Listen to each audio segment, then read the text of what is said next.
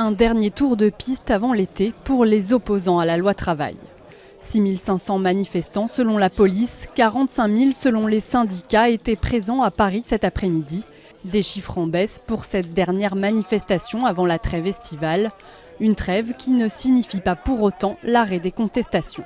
Évidemment, cet été, il y a des initiatives de prévues sur le Tour de France, notre caravane des saisonniers, il y a déjà eu des péages, des opérations péages gratuits et on donne rendez-vous à tous les mécontents à la rentrée. On verra sous quelle forme, mais d'ores et déjà, des rendez-vous sont pris pour la rentrée de septembre.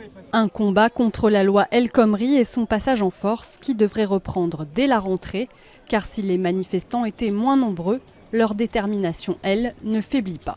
C'est surtout l'esprit qu'il faut mesurer, l'esprit de combativité, même s'il y a une baisse dans le nombre de manifestants. C'est ça qui est important. Il n'empêche que moi, sur le chemin, je me promenais avec la banderole et il y avait plein de gens qui bossaient, qui me disaient on est avec vous, on ne peut pas venir manifester.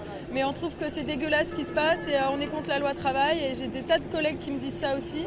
Et voilà, même si les gens ne viennent pas dans la manif, grosso modo, les gens sont contre cette loi. Il faut que le gouvernement arrête de s'entêter. Un peu partout en France, à Rennes, Marseille ou encore Grenoble, les défilés ont rassemblé 30 000 manifestants au total. Un chiffre là encore en baisse par rapport aux précédentes mobilisations.